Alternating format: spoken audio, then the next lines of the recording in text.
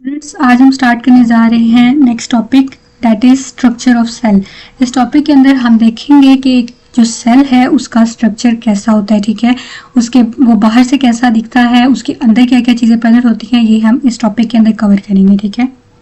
तो सबसे पहले सेल के स्ट्रक्चर की बेस के ऊपर हम उसको दो टाइप्स में डिवाइड करते हैं, ठीक है। एक को हम कहते हैं प्रोकैरियोटिक सेल और दूसरे को हम कहते हैं यूकैरियोटिक सेल।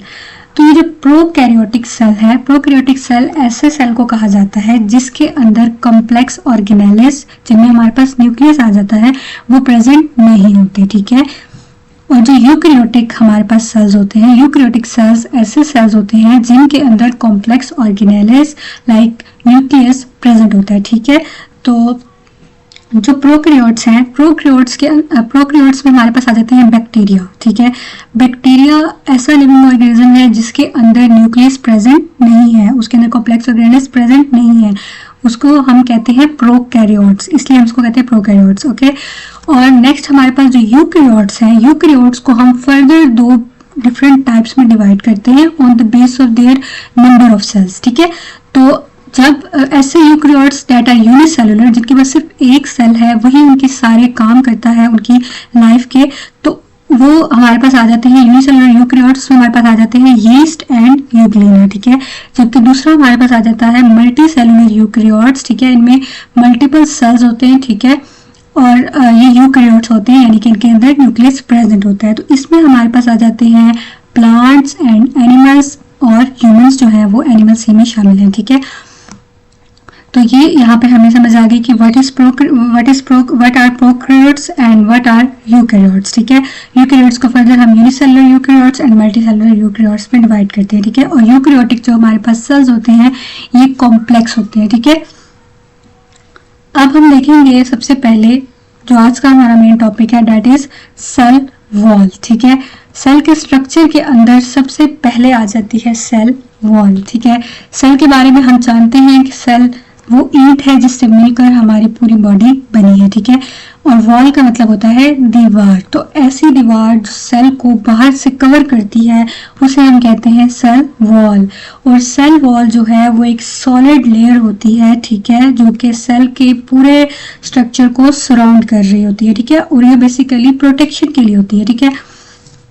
एक और बात यहाँ पे कि जो सेल वॉल है वो किस किस ऑर्गेनिज्म के अंदर प्रेजेंट होती है।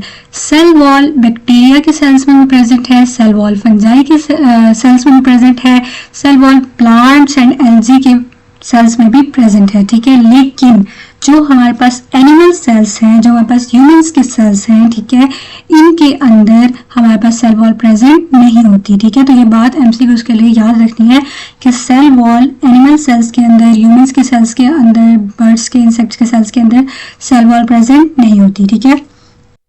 यहाँ पे हमारे पास एक प्लांट सेल दिया गया है, ठीक है। इसके अंदर देखिए हमारे पास न्यूक्लियस है, वैक्यूल है, ठीक है, ये मेन ऑर्गेनेल सेल्स दिखाए गए हैं और इसको कवर किया हुआ है सेल मेम्ब्रेन में, ठीक है। ये है इसकी सेल मेम्ब्रेन। देखिए जो सेल वॉल होती है वो सेल मेम्ब्रेन के भी बाहर प्रेजेंट होती है। सेल मेम्ब्रेन जो है वो प्लांट्स के सेल्स में प्रेजेंट है, वो एनिमल्स के सेल्स में प्रेजेंट है, वो सारे सेल्स में प्रेजेंट है, ठीक है। लेकिन जो सेल वॉल है ना, ये एनिमल्स के सेल्स के अंदर प्रेजेंट नहीं होती, ठीक है। तो जो प्लांट सेल है ये उसकी सेल मेम्ब्रेन है, ठीक है, ये सेल मेम्ब्रेन है। उसके बाद नेक्स्ट ये जो तीनों दिखाई गई हैं, रेड में, ब्लैक में और ब्लू में, ये तीनों सेल वॉल का ही हिस्सा है, ठीक है, सेल वॉल के पार्ट्स हैं। सेल वॉल के बेसिकली तीन पार्ट्स हैं, ठीक है, जिसमें मेजर पार्ट जो है उसका या प्राइमरी, जिसको हम कहें जो मेजर है वो है प्राइमरी सेल वॉल, ठीक है, ये है प्राइमरी सेल वॉल। और इस प्राइमरी सेल वॉल के अंदर यानी प्राइमरी सेल वॉल और सेल मेम्ब्रेन के दरमियान में कुछ प्लांट्स के अंदर ये वाली सेल वॉल भी प्रेजेंट होती है जिसको हम कहते हैं सेकेंडरी सेल वॉल, ठीक है। ये सब प्लांट्स के अंदर प्रेजेंट नहीं होती, सब ऑर्गेनिज्म के अंदर प्रेजेंट नहीं होती, कुछ के अंदर प्रेजेंट होती है, जिनमें हमारे पास ट्रीज आ जाते हैं, ठीक है, तो उनके अंदर सेकेंडरी सेल वॉल भी प्रेजेंट होती है। जबकि जो प्राइमरी सेल वॉल है इसके बाहर सेल वॉल का एक और पार्ट प्रेजेंट है जिसे कहा जाता है मिडल लैमेला, ठीक है। तो सबसे जो आउटर है सेल वॉल का पार्ट वो है मिडल लैमेला, उसके अंदर आ जाता है प्राइमरी सेल वॉल और प्राइमरी सेल वॉल के अंदर आ जाता है सेकेंडरी सेल वॉल, और सेकेंडरी सेल वॉल के भी अंदर आ जाती है सेल मेम्ब्रेन। ठीक है, तो ये सबसे outermost middle lamella, then primary cell wall and then secondary cell wall and then cell membrane. Students यहाँ पे एक और बात, अगर हम लोग एंजाइम्स की मदद से जो सेल वॉल है इसको डिग्रेड करवा दें, ठीक है, इसको ख़त्म करवा दें, तो ये जो बाकी पार्ट बचेगा सेल का, ठीक है, जिसमें ये सेल मेम्ब्रेन आ जाती है और सेल के अंदर वाले सारे ऑर्गेनेल्स आ जाते हैं, ठीक है, इस सारे पार्ट को हम कहेंगे प्रोटोप्लास्ट। ठीक है, क्या किया हमने, एंजाइम्स की मदद से जो बाहर की ये सेल वॉल थी, ये जो तीनों पार्ट्स थे, इनको हमने करवा दिया डिग्रेड, ख़त्म करवा दिया। अब जो पीछे हमारे पास सेल बच गया उसको हम क्या नाम देंगे, प्रोटोप्लास्ट का नाम देंगे। ठीक है, तो ये जो प्रोटोप्लास्ट है बेसिकली, अब जो हमारा एक एनिमल सेल है, ये ह्यूमन का जो सेल है, उसके अंदर तो सेल वॉल बाहर प्रेजेंट ही नहीं है ना, तो उसका जो सेल मेम्ब्रेन और उसका जो सारा अंदर का हिस्सा है उसको भी प्रोटोप्लास्ट कहते हैं। ठीक है, तो ये बात याद रखनी है कि अगर किसी प्लांट सेल में से या किसी बैक्टीरिया के सेल में से सेल वॉल को डिग्रेड करवा दिया जाए, इन तीनों पार्ट्स को यहाँ से रिमूव कर दिया जाए, ठीक है, इनकी डेथ करवा दी जाए एंजाइम्स की मदद से, तो जो हमारे पास अंदर वाला सारा पार्ट आ जाएगा ना सेल का, पीछे जो सारा पार्ट बचेगा उस सारे पार्ट को क्या कहा जाएगा, प्रोटोप्लास्ट कहा जाएगा। ठीक है, ये इन्होंने यहाँ पे हमें बताया है कि when a cell wall is removed using cell wall degrading enzymes, तो जो रिमेनिंग कंपोनेंट होगा हमारे सेल का उसे क्या नाम देंगे, हम प्रोटोप्लास्ट का नाम देंगे। ठीक है स्टूडेंट्स, अब नेक्स्ट हमारी हेडिंग जो यहाँ पे आ जाएगी वो है पार्ट्स ऑफ सेल वॉल। ठीक है, सेल वॉल के 3 पार्ट्स हैं, अभी हमने देखे, primary cell wall, secondary cell wall and middle lamella. ठीक है, तो जो प्राइमरी सेल वॉल है यही बेसिकली एक्चुअल सेल वॉल होती है। ठीक है, मेन सेल वॉल होती है। अब ये जो सेल वॉल है इसकी डायग्राम इन्होंने हमें ये यहाँ पे दिखाई है। ठीक है, अब इस सेल वॉल ये किस चीज से मिलकर बनी है हम देखते हैं, इसकी कंपोजिशन क्या है। पहली बात ये कि it is the actual cell wall of the cell, दूसरी बात इसकी कंपोजिशन। ठीक है, तो what is its composition, it is composed of polysaccharides. Polysaccharides क्या होते हैं, पॉलीसेक्राइड्स कार्बोहाइड्रेट्स होते हैं। ठीक है, कार्बोहाइड्रेट्स की डिफरेंट टाइप्स होती हैं, जिनमें मोनोसेक्राइड्स और लिकोसेक्राइड्स और पॉलीसेक्राइड्स आ जाते हैं, और पॉलीसेक्राइड्स से मिलकर ये हमारी सेल वॉल बनी है। ठीक है, इसके अंदर हमारे पास है cellulose, hemicellulose and pectin, these 3 are polysaccharides. ठीक है, ये तीनों पॉलीसेक्राइड्स है। ठीक है, तो हम पहले इसकी डायग्राम देख लेते हैं। फ्रेंड्स, ये है हमारी प्राइमरी सेल वॉल की डायग्राम। ठीक है, इसके अंदर नीचे उन्होंने हमें दिखाई है प्लाज्मा मेम्ब्रेन, ये प्लाज्मा मेम्ब्रेन है। ठीक है, प्लाज्मा मेम्ब्रेन या फिर cell membrane both are same. ठीक है, तो ये सेल मेम्ब्रेन है और ये है प्राइमरी सेल वॉल। हमने बात की थी कि इन दोनों के दरमियान में सेकेंडरी सेल वॉल होती है और सेकेंडरी सेल वॉल हर ऑर्गेनिज्म के अंदर प्रेजेंट नहीं होती। ठीक है, देन प्राइमरी सेल वॉल के ऊपर प्रेजेंट होती है मिडल लैमेला। तो यहाँ पे ये हमारे पास प्राइमरी सेल वॉल का स्ट्रक्चर दिया गया है। ये जो हमें नजर आ रहे हैं microfibrils, these are basically cellulose microfibrils. ये माइक्रोफिब्रिल्स किससे मिलकर बने हैं, सेलुलोज से मिलकर बने हैं। ठीक है, नेक्स्ट में हमारे पास हमने बात की थी पेक्टिन की। तो ये जो रेड में हमें नजर आ रहे हैं, ठीक है, ये इस तरह से जिन्होंने कवर किया हुआ है सेलुलोज की माइक्रोफिब्रिल्स को, इन्हें कहा जाता है पेक्टिन। जबकि ये जो जिगजैग पैटर्न में ये ब्लू कलर में हमें नजर आ रहे हैं, इन्हें कहा जाता है क्रॉस लिंकिंग ग्लाइकेन। तो ये क्रॉस लिंकिंग शेप्स में होते हैं। ठीक है, इन्हें कहा जाता है ग्लाइकेन। ठीक है, तो ये है हमारी प्राइमरी सेल वॉल। आपने इसकी डायग्राम मस्ट बनानी है अपने क्वेश्चन के अंदर। ठीक है, तो स्टूडेंट्स, सेलुलोज की जो माइक्रोफिब्रिल्स होते हैं ये डिफरेंट एंगल्स पे हेल्ड टुगेदर हुए होते हैं। ठीक है, अब आपको यहाँ पे भी नजर आ रहा है कि देखिए किस तरह से डिफरेंट एंगल्स पे ये एक दूसरे के ऊपर एक दूसरे के साथ अटैच हुए हैं। ठीक है, और ये जो आपस में इनकी अटैचमेंट है ये हाइड्रोजन बॉन्ड्स की मदद से होती है। ठीक है, हमने बात की कि जो प्राइमरी सेल वॉल है वो किससे मिलकर बनी है, वो पॉलीसेक्राइड से मिलकर बनी है, और एक और चीज भी इसके अंदर प्रेजेंट होती है, डेट आर प्रोटीन्स। ठीक है, तो प्राइमरी वॉल्स के अंदर 2 मेन चीजें होंगी, one is polysaccharides and the second one is proteins. Polysaccharides में हमारे पास 3 चीज आ जाती है, डेट आर सेलुलोज, ठीक है, सेलुलोज, हेमीसेलुलोज एंड पेक्टिन। ठीक है, इन्होंने सेकंड पे हमें दी है मिडल लैमेला। ठीक है, मिडल लैमेला जो है ये हमने बात की कि मिडल लैमेला प्राइमरी वॉल के भी बाहर की तरफ प्रेजेंट होती है। ठीक है, तो मिडल लैमेला जो है ये एक जेलेटिनस लेयर है जो कि नेबरिंग सेल्स को होल्ड करके रखती है और उन्हें सेपरेट करती है, ठीक है। तो क्योंकि ये सबसे बाहर प्रेजेंट होती है तो उसका यही काम है कि इसने जो नेबरिंग सेल्स है उनको एक जगह पे रोक के रखना है, उन्हें होल्ड करके रखना है, उन्हें रिजिडिटी प्रोवाइड करनी है, ठीक है। तो जब एक सेल की बर्थ होती है, जब एक सेल की डेवलपमेंट हो रही होती है, जब माइटोसिस मियोसिस हो रहे होते हैं, ठीक है, तो उसमें जिस वक्त साइटोकाइनेसिस होती है, साइटोकाइनेसिस का मतलब है वो पॉइंट जहाँ पे जो डॉटर सेल्स हैं, यानी वो पेरेंट सेल से दो सेपरेट डॉटर सेल्स बनने से पहले का जो प्रोसेस होता है ना, उस टाइम पे सेल प्लेट बनती है, ठीक है। और उस वक्त जो ये मिडिल लैमेला है, सबसे पहले ये मिडिल लैमेला बनती है, ठीक है। और फिर इस मिडिल लैमेला के बनने के बाद इसके अंदर प्राइमरी सेल वॉल बाद में बनाई जाती है, ठीक है। तो सबसे पहले किसकी ग्रोथ होती है, सबसे पहले किसकी डेवलपमेंट होती है, मिडिल लैमेला की डेवलपमेंट होती है at the time of cytokinesis, ठीक है। और उसके बाद जो प्राइमरी सेल वॉल है वो इसके अंदर बनती है, ठीक है। और ये जो मिडिल लैमेला है ये किस चीज से मिलकर बनी है, ये मैग्नीशियम एंड कैल्शियम पेक्टेट्स सॉल्ट्स और पैक्टिक एसिड से मिलकर बनी है, ठीक है। तो ये हमारी मिडिल लैमेला की कंपोजिशन है, ठीक है। नेक्स्ट हमारे पास आ जाती है सेकेंडरी वॉल, ठीक है। तो हमने बात की कि जो सेकेंडरी वॉल है वो सब सेल्स के अंदर प्रेजेंट नहीं होती, ये कुछ प्लांट सेल्स के अंदर जब उनकी मैच्योर हो जाते हैं उस वक्त पे उनके अंदर सेकेंडरी वॉल बनती है, ठीक है। और ये बनती कहाँ पे है, हमने बात की कि ये बनती है प्राइमरी सेल वॉल और हमारे जो प्लाज्मा मेम्ब्रेन है उन दोनों के दरमियान में, ये हमारी सेकेंडरी सेल वॉल है, ठीक है। और ये सब सेल्स के अंदर प्रेजेंट नहीं होती, सिर्फ कुछ सेल्स के अंदर ये प्रेजेंट होती है जिनमें हमारे पास ट्रीज आ जाते हैं, ठीक है। तो ये वाली जो हमारे पास लेयर होती है, ये जो सेकेंडरी वॉल होती है, ये सबसे ज्यादा स्ट्रॉन्ग लेयर है, ठीक है, सबसे ज्यादा स्ट्रॉन्ग लेयर है। क्योंकि हम बात कर रहे हैं कि ये ट्रीज के अंदर प्रेजेंट होती है, ट्रीज को जो सपोर्ट देती है बेसिकली ये सेकेंडरी सेल वॉल देती है। ट्रीज जो स्ट्रॉन्ग होते हैं, ट्रीज की लकड़ी जो इतनी स्ट्रॉन्ग होती है वो सेकेंडरी सेल वॉल की वजह से होती है। अब इसकी कंपोजिशन क्या है, इसकी कंपोजिशन है लिग्निन, ये लिग्निन से मिलकर बनी है, सेलुलोज से मिलकर बनी है एंड हेमी सेलुलोज से मिलकर बनी है। तो सेलुलोज और हेमी सेलुलोज तो जो हमारी मेन प्राइमरी सेल वॉल है उसके अंदर भी प्रेजेंट है, लेकिन जो लिग्निन है that is the basic thing. ये लिग्निन जो है ये इसको रिजिडिटी प्रोवाइड करती है, जिसकी वजह से जो सेकेंडरी वॉल है ये सबसे ज्यादा रिजिड होती है, ठीक है। तो यहाँ पे हमने देखा कि जो हमारी सेल वॉल है उसके कौन से 3 पार्ट्स होते हैं। नेक्स्ट हमारे पास इन्होंने हमें एक पॉइंट दिया है प्लाज्मोडेस्माटा का। प्लाज्मोडेस्माटा है ये क्या होता है, ठीक है। ये आपको सेल्स नजर आ रहे हैं, ठीक है। ये प्लांट सेल्स हैं जो आपस में नेबरिंग सेल्स है बेसिकली जुड़े हुए नजदीक जो प्रेजेंट होते हैं। तो ये जो प्लांट सेल्स होते हैं इनके दरमियान में छोटे छोटे चैनल्स होते हैं, छोटे छोटे रास्ते होते हैं जिनके जरिए से एक सेल का जो साइटोप्लाज्म है दूसरे सेल के साइटोप्लाज्म के साथ कम्युनिकेट करता है। क्या कम्युनिकेशन होती है इनके दरमियान, डिफरेंट चीजों की, प्रोटीन्स की, स्टिमुलस की, ठीक है। तो इनके दरमियान कम्युनिकेशन के लिए जो चैनल्स होते हैं इन चैनल्स को कहा जाता है प्लाज्मोडेस्माटा।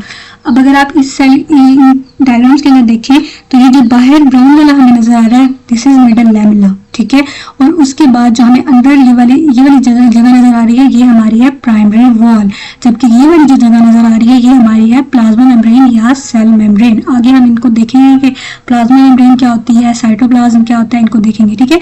तो ये जो दोनों सेल्स के आपस के कॉन्स्टिट्यूएंट्स हैं, साइटोप्लाज्म के कॉन्स्टिट्यूएंट्स हैं, ये यहाँ पे जो कम्युनिकेट कर रहे हैं, ये जो कम्युनिकेशन के लिए जो रास्ता है इसको कहा जाता है प्लाज्मोडेस्माटा। ये प्लूरल है, इसका सिंगुलर है प्लाज्मोडेस्मा, ठीक है। तो these are small channels that directly connect the cytoplasm of neighboring plant cells to each other, ठीक है। अब plasmodesmata penetrate both the primary and secondary cell walls। देखिए ये पेनिट्रेट कर रहा है, ये देखिए ये हमारे पास सेल वॉल है और हमने बात की कि जो प्राइमरी सेल वॉल है और प्लाज्मा मेम्ब्रेन है उसके दरमियान में सेकेंडरी सेल वॉल प्रेजेंट होती है। तो अगर यहाँ पे सेकेंडरी सेल वॉल भी होती तो ये प्लाज्मोडेस्माटा उसको भी पेनिट्रेट कर जाता है, ठीक है। और हमारे पास जो कम्युनिकेशन का जरिया है वो बनाता है, ठीक है। तो ये जो है ये पेनिट्रेट करता है both the primary and secondary cell walls को। They allow certain molecules to pass directly from one cell to another. तो इसकी मदद से सेल अपने कुछ मॉलिक्यूल्स को एक सेल से दूसरे सेल में भेज सकता है। So they are important in cellular communication. यहाँ पे हमें बिल्कुल क्लियर इमेज नजर आ रही है, ठीक है। ये हमारे पास प्लाज्मोडेस्माटा है, ये येलो वाला पार्ट जो हमें नजर आ रहा है, ठीक है। ये साइटोप्लाज्म है और ये हमारे पास है सेल की जो सेल मेम्ब्रेन होती है या जो जिसे हम प्लाज्मा मेम्ब्रेन कहते हैं, ये वो है, ये ब्राउन वाला मिडल लैमेला है और ये वाला प्राइमरी वॉल है।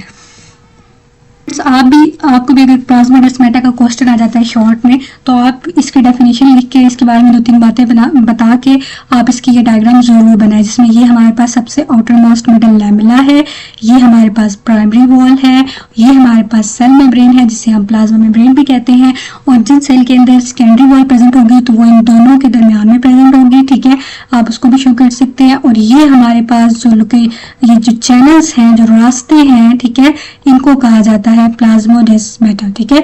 बाकी ये न्यूक्लियस है और ये वैक्यूल है। तो स्टूडेंट्स यहाँ पे उन्होंने एक पॉइंट बताया हुआ है कि जो प्लाज्मोडेस्माटा है, इसने साइंटिस्ट में डिबेट स्टार्ट की है सेल थ्योरी के बारे में, क्योंकि हमने बात की थी कि सेल थ्योरी, जो सेल है वो इंडिविजुअल यूनिट होता है, इंडिविजुअल फंक्शनल यूनिट होता है, इंडिविजुअल स्ट्रक्चर यूनिट होता है। लेकिन अब यहाँ पे जब एक सेल दूसरे सेल से कम्युनिकेट कर रहा है, तो अब ये तो इंडिविजुअल सेल्स तो नहीं रह गए ना, अब तो एक दूसरे के साथ इजीली कम्युनिकेट कर रहे हैं, ठीक है। तो वो ये बात कहते हैं कि जो हायर प्लांट्स होते हैं, इनके जो सेल्स हैं वो एक्चुअल सेल्स नहीं है, ठीक है, जो सेल्स की डेफिनेशन को पूरा नहीं कर रहे। तो मे बी ये जो है ये मतलब सेल थ्योरी के खिलाफ है। They are not really cells and they are not physically separated और इंडिपेंडेंट फ्रॉम वन अनदर, क्योंकि ये फिजिकली सेपरेट नहीं हुए हैं और ये इंडिपेंडेंट नहीं है, इनके दरमियान कम्युनिकेशन हो रही है, तो ये इंडिपेंडेंट नहीं है, दूसरे से चीजें ले रही हैं, ठीक है। तो यहाँ पे ये थोड़ी डिबेट है इस बात पे साइंटिस्ट की सेल थ्योरी के बारे में कि ये जो हायर प्लांट सेल्स हैं, इसके जो सेल्स हैं ये रियल सेल्स नहीं है, ठीक है। फिर इन्होंने यहाँ पे हमें एक और पॉइंट भी बताया हुआ है, वो है कि group of algae are diatom synthesize their cell walls from silicic acid. Algae के कुछ ग्रुप्स हैं जिन्हें हम डाई एटम्स कहते हैं, वो जो है अपनी सेल वॉल को बनाते हैं सिलिकिक एसिड से। ये एसिड इनके सेल के अंदर पॉलीमराइज होता है, then the wall is excluded to protect the cell.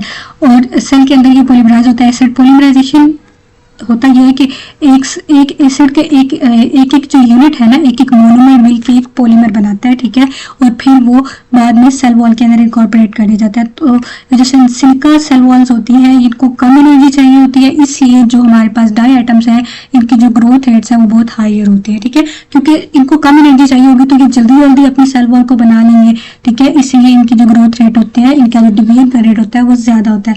Students यहाँ पे एक और बात कि जो हमारी सेल वॉल होती है, इट इज नॉट लिविंग, ये नॉन लिविंग है। हमारे सेल का ये एक एमसीक्यू आ सकता है कि हमारे सेल का कौन सा पार्ट जो है वो नॉन लिविंग है, तो जो सेल वॉल है ये नॉन लिविंग होती है। एंड टू में हम लोग को दिए हैं सेल वॉल के फंक्शंस, ठीक है, कि सेल वॉल का फंक्शन क्या है। तो हमने बात की सेल वॉल दीवार है जिसने प्रोटेक्ट करना है सेल को, तो जाहिर सी बात है it provide rigidity to the cell for structure and mechanical support।